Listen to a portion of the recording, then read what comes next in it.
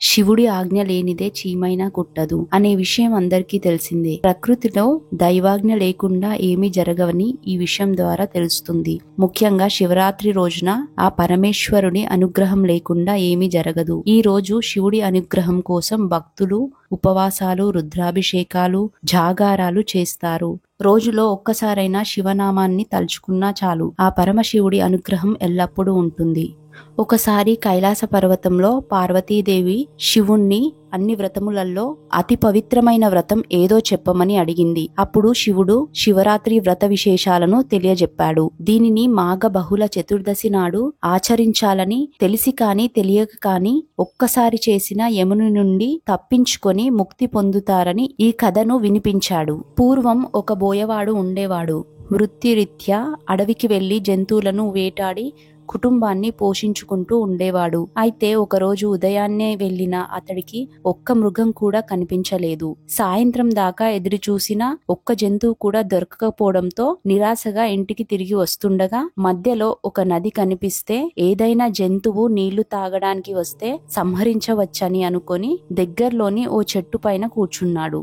అతడికి ఊతపదంగా శివ శివ అనడం అలవాటు. అది మంచో చెడో కూడా అతడికి తెలియదు. చెట్టు పైన నుంచి జంతువులు సరిగ్గా కనిపించేందుకు ఆ చెట్టు ఆకులు కొమ్మలను విరిచి కింద పడేశాడు. ఇంతలో ఒక ఆడజింక అటుగా వచ్చింది. దాని మీదకు బాణము ఎక్కుపెట్టగా జింక మానవ గొంతులో తనను సంహరించవద్దని వేడుకుంది. తనను చంపటం అధర్మమంటూ ప్రాణభిక్ష పెట్టమని ప్రాధేయపడింది. మామూలుగా అయితే అతడి మనస్సు క్రూరంగా ఉండేది. కాని ఆ జింక మానవ భాషలో మాట్లాడేసరికి ఏం చేయలేక వదిలేశాడు. అలా రెండో జాము కూడా గడిచింది. ఇంతలో ఇంకొక ఆడజింక అక్కడికి వచ్చింది. దాన్ని కూడా సంహరించాలని అతడు అనుకోగానే ఇంతలో ఆ జింక తాను బక్కపల్చగా ఉన్నానని తన మాంసంతో మీ కుటుంబం ఆకలి తీరదంటూ విడిచిపెట్టమని కోరింది. కొద్దిసేపటికి నీకు ఏ జంతువు దొరకకపోతే తానే వస్తానని వేడుకుంది. మొదటి జింక కూడా ఇలాగే పలికేసరికి ఆశ్చర్యపోయిన వేటగాడు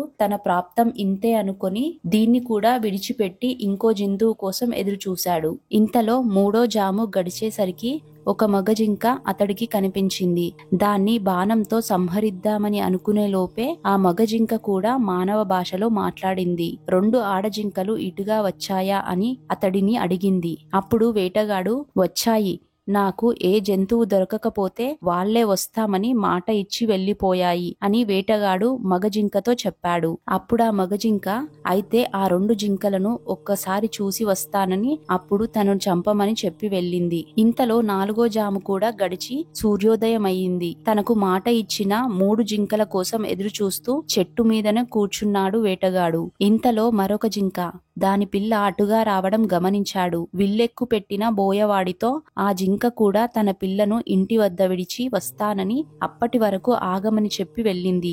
మరికొద్దిసేపటికి నాలుగు జింకలు బోయవాడికిచ్చిన మాట ప్రకారం వచ్చి సత్యనిష్టతో నన్ను చంపమంటే నన్ను చంపమని ప్రాధేయపడ్డాయి. ఆ జింకల ప్రవర్తన వేటగాడిలో మార్పు తీసుకొచ్చింది. ఆ రాత్రంతా అతడు కూర్చున్నది మారేడు చెట్టు కావడం, అతడికి తెలియకుండానే శివనామస్మరణం చేయటం, తన చూపుకు అడ్డు వచ్చిన మారేడు ఆకులను తెంపి కింద పడేశాడు. ఆ చెట్టు కిందనే ఓ శివలింగం ఉండడం వల్ల ఆ మారేడు దళాలు శివలింగంపై పడ్డాయి. దీంతో మారేడు దళ పూజ ఫలితాన్నిచ్చింది. నాలుగో జాము వరకు మేల్కొవతో ఉన్నాడు కాబట్టి జాగరణ ఫలితం వచ్చింది. క్రూరాత్ముడైనప్పటికీ ఈ పుణ్య కార్యాల వల్ల అతడి మనసు నిర్మలమైంది. పైగా జింకల సత్యనిష్టతో అతడిలో పూర్తిగా మార్పు వచ్చింది. శివరాత్రి అని తెలియకపోయినా అనుకోకుండా చేసిన పూజ వల్ల అతడు హింసను విడిచాడు. జింకలు సత్యనిష్టతో పరమేశ్వర అనుగ్రహం పొంది మృగశీర నక్షత్రంగా మారాయి. వేటగాడు ఆ నక్షత్రానికి